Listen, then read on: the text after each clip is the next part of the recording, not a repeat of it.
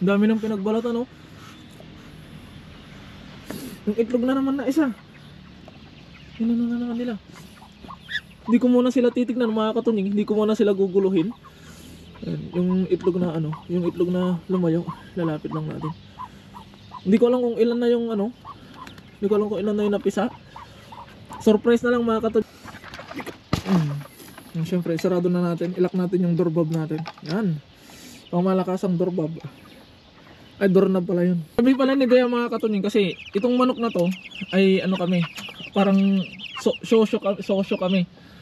Nung binili namin to ay hati kami sa pinabili namin ng manok na to, at hati din kami sa pinabili ng pagkain sa vitamins. Kaya sabi niya ay hindi ko alam, baka sa Sabado ay magta-try daw kaming mag-ulam mga katunying nito. Ito. Okay. Aray ko. Ano ka? Gutom na gutom.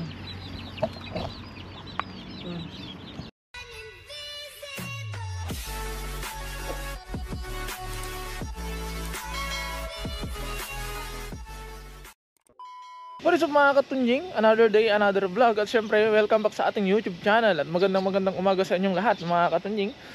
At syempre, kung ngayon lang pala kayo napadpad sa aking YouTube channel mga katunying, ay inaanyayaan ko kayo mag-subscribe at i-click ang notification bell para ma-update kayo sa mga susunod pa nating video. At for today's vlog mga katunying, nandito na naman tayo. Medyo nag-aagaw pa yung liwanag at dilim sa ating garden dahil sobrang aga natin mga katunying.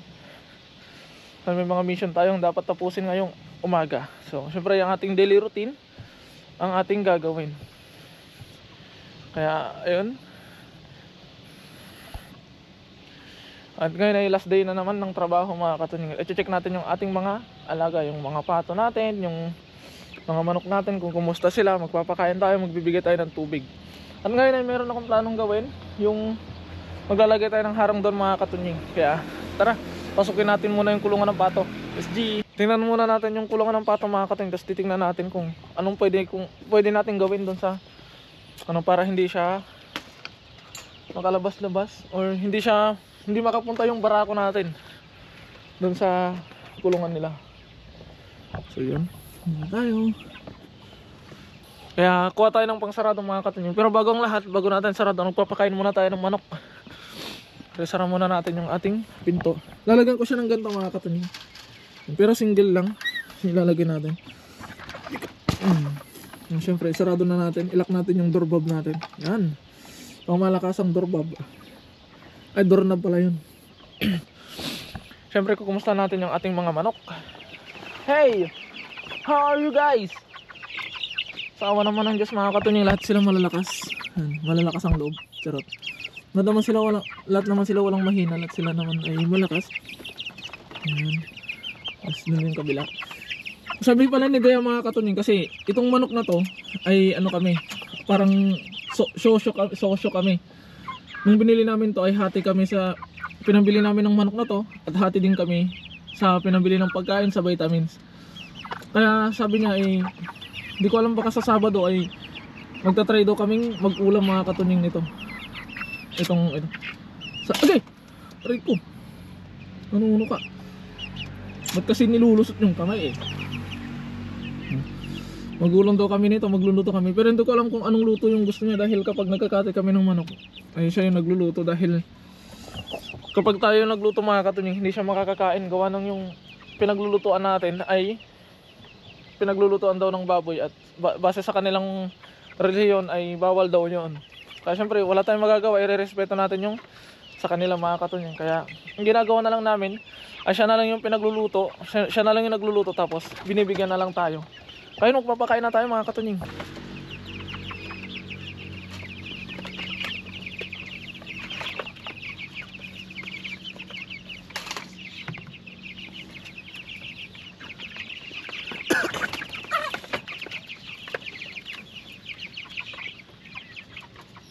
Bali, ito pala yung gagamitin nating metal fence mga katunying. Bigay lang din sa atin to ng ating kababayan. Paano ba magtansya? Bali, magdudugtong tayo mga katunying.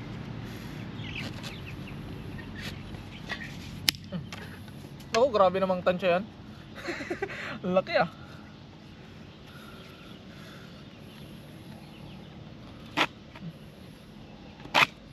Malambot lang kasi tong kahoy na to eh. Napulot ko lang din. Karamihan kasi ng gamit dito sa garden mga katunying, kung hindi bigay, pulot.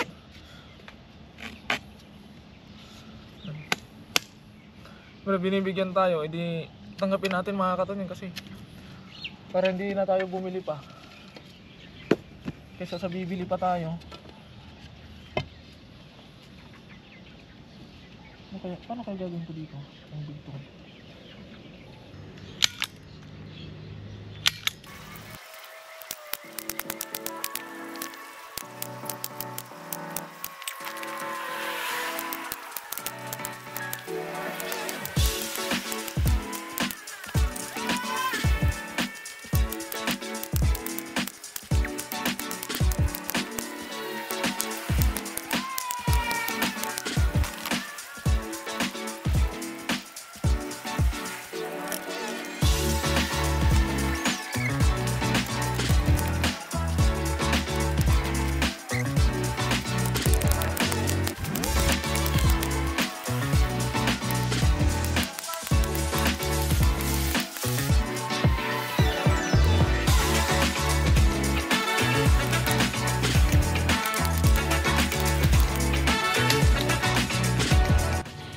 Ayun mga katunying, tapos na. So ilalagay na natin doon. Iti-testing natin muna. Sukat lang natin. Bale ito pala, pag katapos nilang mapisa ay dito natin ilalagay. Sa taas na yun. Pero sa ngayon dahil hindi pa lahat napisa yung itlog, pangharang muna natin.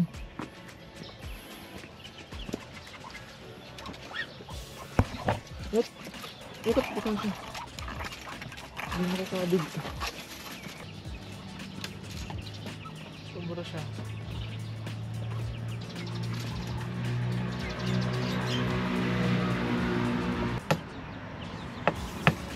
Okay.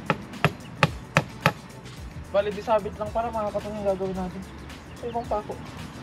Ikot! Ano na pag-yun?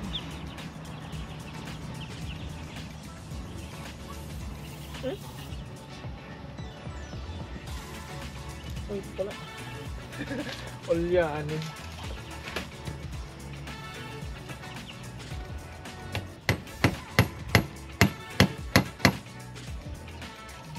Bale, kayang-kaya natin tanggalin to.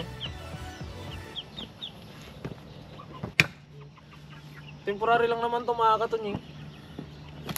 Tutukudan na lang natin para safe naman sa aso to mga katunying. Yung barako lang talaga yung isa sa ano natin. Kailangan nating takpan. Pero syempre bibigyan pa natin sila ng pagkain dyan. Isa ko pala yung inuman nila. Maglalagyan na lang tayo ng pagkain.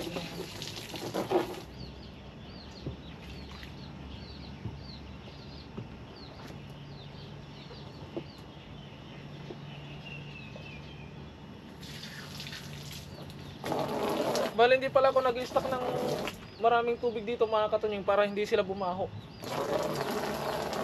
Kasi kapag nag-stock ako ng maraming tubig ay maaring mangamoy dito at magkanda putik-putik dito mga katunying.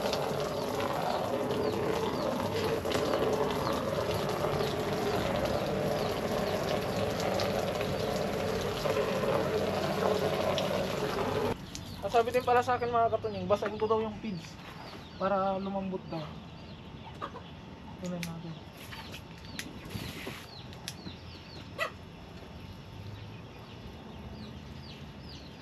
Malit kasi yung kainan mga katunying eh. Ilipat ko. Lipat natin dito. Tanggalin muna natin yung sarado.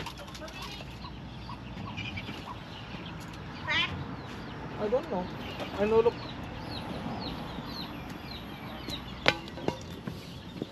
Tapos lalagay natin ito dito.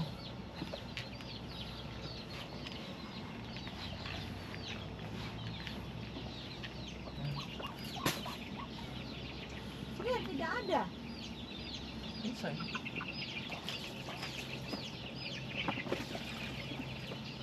Yakat! Ay!